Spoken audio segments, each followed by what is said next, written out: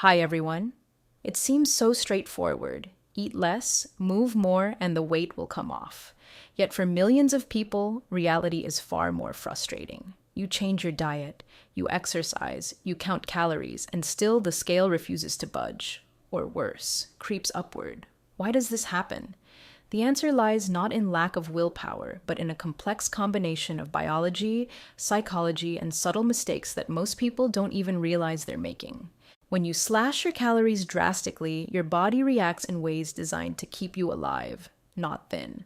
Studies show that when calorie intake drops too quickly, the body interprets it as famine and initiates a starvation response, slowing metabolism significantly. Research published in Obesity, 2016, followed contestants from The Biggest Loser and found that after extreme dieting and exercise, their metabolisms dropped by an average of 500 calories per day, even years later.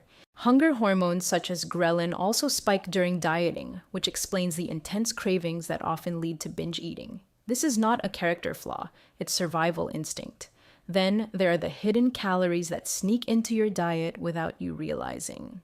Surveys from the National Institutes of Health reveal that most people underreport their calorie intake by as much as 30 to 50%.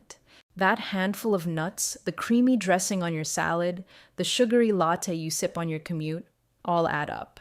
A study in Nutrition and Diabetes, 2015, found that even health-conscious dieters underestimated their intake by nearly 40-10%.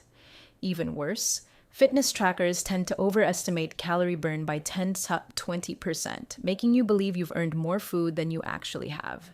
Sleep and hormones also play a huge role in weight management, yet they're often overlooked.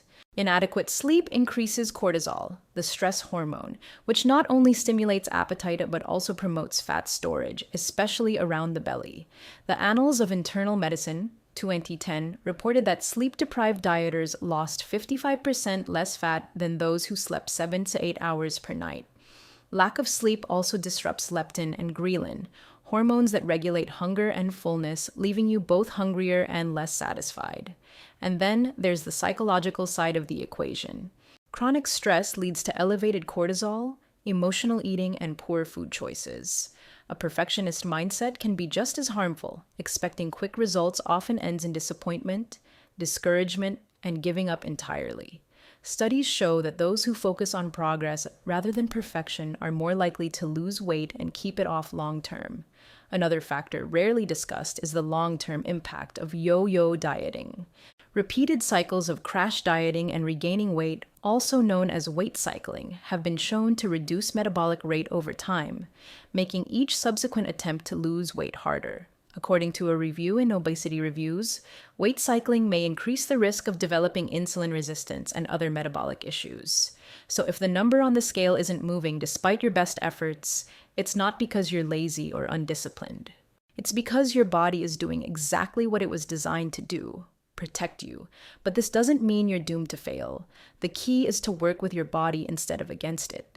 Start by adopting a sustainable calorie deficit, not too aggressive, combined with regular, moderate exercise. Prioritize high-protein, nutrient-dense foods and keep track of portion sizes. Pay attention to hidden calories in beverages and condiments. Aim for 7 to 8 hours of sleep each night and find ways to manage stress, whether through meditation, walking, or simply saying no to unnecessary commitments. Weight loss is rarely a straight line. There will be plateaus, setbacks, and days you feel stuck.